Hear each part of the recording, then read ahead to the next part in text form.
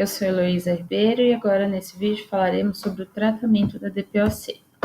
O DPOC, como a gente já pôde observar, ele tem características de obstrução das vias aéreas, consequentemente uma dispneia, em muitos casos a hipersecreção pela inflamação crônica das vias aéreas. Também podemos observar uma limitação da amplitude de movimento da caixa torácica, muitas vezes por sua falta de mobilidade muscular ou cartilaginosa, uma disfunção de músculos periféricos que é visto através da fraqueza e da fadiga, pela também queda da massa muscular. Disfunção de músculos respiratórios, descondicionamento físico, hipoxemia, hipercapnia, e isso leva ao quê? Uma inatividade, limitação das atividades de vida diárias, ansiedade, depressão e baixa qualidade de vida, porque a pessoa, qualquer coisa que ela vai realizar, ela sente falta de ar, ela está cansada, ela está fadigada, então isso leva a uma baixa qualidade de vida.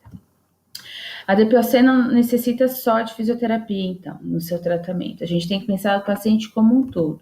Então, a gente tem que acompanhar, por exemplo, como é sua medicação, seus aspectos psicológicos, porque a adesão do tratamento vai muito pelos aspectos psicológicos e até o que ele tem de entendimento sobre o seu prognóstico. O uso de oxigênio suplementar muitas vezes é necessário, então como isso se dará na sua casa, a educação sobre a sua doença, sobre como fazer seu tratamento adequado, a cessação do tabagismo, quando o paciente ainda é tabagista, o apoio social, se ele tem algum apoio com relação às suas necessidades sociais, pois uma pessoa que tem falta de ar, ela vai se restringir a ficar em casa e não vai ter o convívio social também. A nutrição, como são os aspectos de nutrição, se é uma dieta hipercalórica, se é uma dieta rica em gorduras, não adequada, como que está a sua terapia ocupacional, suas atividades de vida diária, né? E a gente tem que pensar que tudo isso tem que ser visto, além do treinamento, os exercícios respiratórios, higiene brônquica, controle respiratório, tudo isso faz parte do seu tratamento.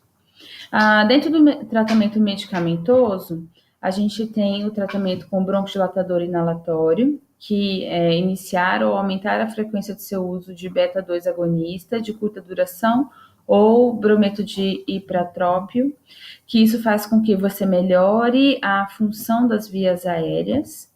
Os corticoides, como por exemplo prednisona ou equivalente por via oral. Existem várias formas de se tomar corticoide, mas o predominante dentro da DPOC é o corticoide através da via oral. O uso do oxigênio, então, que a gente tem que titular o feto GO2 para manter uma saturação periférica de oxigênio entre 90% a 92%. Lembrando que esse paciente, então, ele é um retentor crônico, então ele tem muito dióxido de carbono, o que faz com que seu centro respiratório não seja mais tão sensível ao CO2, ao dióxido de carbono. Então, a gente tem que lembrar que o paciente do DPOC, ele é sensível à quantidade de oxigênio. Então, quando é ofertado muito oxigênio, você vai estar afetando diretamente o centro respiratório desse paciente. Então, para finalizar, só para a gente entender um pouquinho, né? Características para diferenciar a asma e a DPOC, porque isso são muitas vezes, confundível. Então, pensando na anatomia, a asma se dá nas vias aéreas, já a DPOC, as vias aéreas e o parênquima pulmonar. Né? Outra coisa que é importante falar é a reversibilidade da obstrução. Na asma, quase sempre é reversível, e na DPOC é quase sempre irreversível. Né? A gente tem também uma coisa importante de ser colocada, o declínio funcional. Na asma, a gente tem algo fisiológico leve. Na DPOC é um declínio acelerado. Né? Então, a gente tem que pensar que você tem uma alteração que leva a um prognóstico muito ruim. Né? Com relação ao tabagismo, o asmático normalmente não é fumante, sendo o DPOC sempre fumadores, né, tabagistas.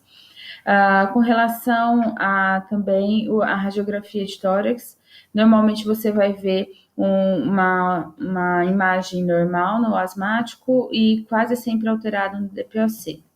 A resposta, uma coisa importante também que eu estava deixando de citar, que a resposta ao bronquidilatador na asma é muito boa. Por quê? Porque ela é uma doença reversível, né, quase sempre. E a DPOC, em apenas 15 a 25% dos pacientes você tem uma resposta, né? Então, a gente tem que entender algumas coisinhas dessas diferenciações. Então, a asma, você tem ali fatores alérgicos que influenciam, que você vai sempre responder com uma broncoconstrição, né, e por uma hiperreatividade brônquica. Já a DPOC é causado normalmente pelo tabaco, né, e você tem, além do estreitamento das vias aéreas, você também tem a destruição do tecido alveolar. Então, quando a gente pensa em limitação ao fluxo aéreo, você vai pensar que a asma é normalmente reversível e a DPOC ela é considerada irreversível. É isso, até o próximo.